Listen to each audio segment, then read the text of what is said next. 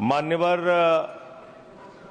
जब देश में कहीं भी राष्ट्रीय आपदा आती है तो उसमें केंद्र सरकार का रोल, राज्य सरकार का रोल, तमाम सामाजिक संस्थाओं का रोल, राजनीतिक पार्टियों का रोल और एक एक व्यक्ति की भूमिका महत्वपूर्ण हो जाती है, वरना आप राष्ट्रीय आपदाओं से निपट पाना बहुत मुश्किल होता है। मान्यवर, मैं आज हाथ जोड़ के विनती करूंगा, कम से कम ऐसे विषय पे बोलाबाली न किया जाए, टोका टाकी न किया जाए। प्लीज आप बोले, ये ठीक नहीं है।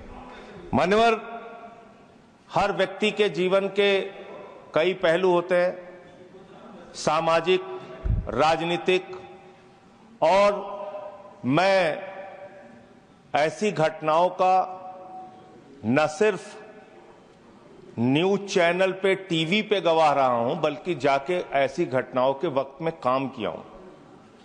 मेरी शहीद चंद्रशेखर आजाद जी के नाम पे एक संस्था थी, आजाद समाज सेवा समिति।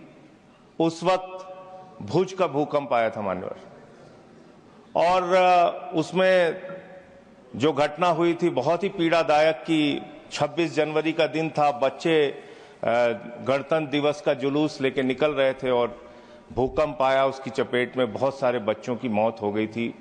जॉर्ज फर्नांडिस साहब उस समय रक्षा मंत्री थे, जॉर्ज साहब एनडीए के संयोजक थे और उन्होंने उस समय बयान दिया था, रक्षा मंत्री भी थे संभवतः, उन्होंने बयान दिया था कि 1 लाख लोगों की मौत हुई है। बहुत बड़ी घटना थी, बहुत बड़ी त्रासदी थी मानवर। अब ये समझ में नहीं आ रहा था कि उसमें हम लोगों की भूमिका क्या हो सकती है। उत्तर प्रदेश के सुल्तानपुर के छोटे से जिले में रहने वाली छोटी सी संस्था के किसी कार्यकर्ता की भूमिका क्या हो सकती है। तो हमने शहर के लोगों को, व्यापारियों को, तमाम संस्थाओं को एकत्रित किया, जुलूस निकाला, शहर के अंदर चंदा इकट्ठा किया। अब आगे सामग्री की क्या जरूरत है वहां, क्योंकि बहुत सारी सामग्री, गुजरात में उस वक्त खबरें आने लगी कि पूरे देश और दुनिया से बहुत सारी सहायता सामग्री वहां पे पहुंचने लगी, और ये भी खबरें आने लगी कि उन सामग्रियों का सही रूप से सदुपयोग नहीं हो पा रहा है। हमने हेल्पलाइन खोजा कि कहां से बात की जाए जिससे उनकी मदद हो सके। अहमदाबाद की एक संस्था मिली, कच्छी जैन सेवा समाज।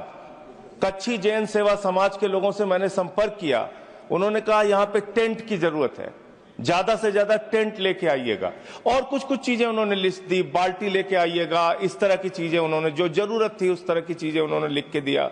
उस वक्त मुझे याद है मैं कानपुर गया, कानपुर से वहां से त्रिपाल वगैरह इकट्ठा करके, जो उनको जरूरत थी, टेंट की जरूरत थी, वो सारी चीजें इकट्ठा करके, और रेल मंत्री उस समय ममता जी थी, उन्होंने एक बहुत अच्छा ऐलान किया था कि जो भी व्यक्ति गुजरात के भूकंप में सहायता के लिए जाना चाहता है उसको कोई टिकट का किराया नहीं लगेगा, और जो सामग्री लेके जाना चाहता है वो सामग्री वहां पर लेके जा सकता है लोगों की मदद के लिए।